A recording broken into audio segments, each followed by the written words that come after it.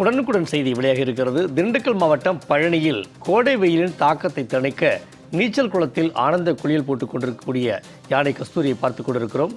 கோடை வெயிலின் தாக்கத்தை தணிப்பதற்கு கோவில் யானை கஸ்தூரியை தினமும் 2 வேளை குளிக்க வைப்பதற்கான ஏற்பாடுகள் நடைபெற்றுக் கொண்டிருக்கிறது. இது தொடர்பான கூடுதல் விவரங்களை தெரிவிக்கிறார் நமது செய்தியாளர் முகமது ரியாஸ். முகமது ரியாஸ், பழனியில் உள்ள யானைக்கு குளிப்பதற்கான சிறப்பு ஏற்பாடு செய்யப்பட்டிருக்கிறது. விரிவான தகவலை சொல்லுங்க. நம்முடையில் திண்டுக்கல் மாவட்டம் பழனி அருள்மிகு தண்டாயுதபாணி சாமி மலைக்கோவிலுக்கு கடந்த 49 ஆண்டுகளுக்கு முன்பு 8 வயதில் கஸ்தூரி யானை வந்தது. யானை கஸ்தூரி பழனி உப கோயிலான பெரியநாயகி அம்மன் கோவில் அருகே உள்ள காரைமடை தோட்டத்தில் வளர்க்கப்பட்டு வருகிறது. தற்போது 57 வயதாகும் கஸ்தூரி கோவில் முக்கிய திருவிழாவான தைப்பூச திருவிழா, பங்குனி உத்திர திருவிழா உள்ளிட்ட திருவிழாக்களில் பங்கேற்கிறது. பழனியில் உள்ள குழந்தைகள் முதல் பெரியவர்கள் வரை அனைவரும் மிகவும் நெருக்கமாக யானையாக கஸ்தூரி திகழ்கிறது.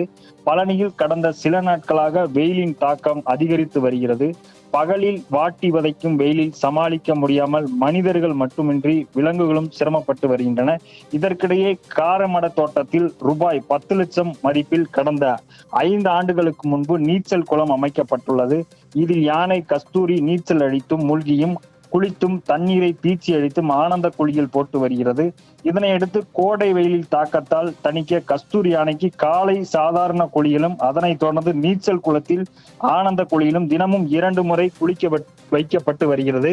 மேலும் அதன் தொடர்ந்து வெயிலின் தாக்கத்தை அதிகரிக்கும் வண்ணமாக யானைக்கு பல்வேறு பழங்களையும் கோவில் நிர்வாகம் வழங்கப்பட்டு வருகிறது. இதனால் அந்த யானைக்கு வெயில் தாக்கம் இல்லாமல் பாதுகாத்து வருகின்றனர் கோவில் நிர்வாகம். விரிவான தகவலுக்கு நன்றி முகமது ரியாஸ்.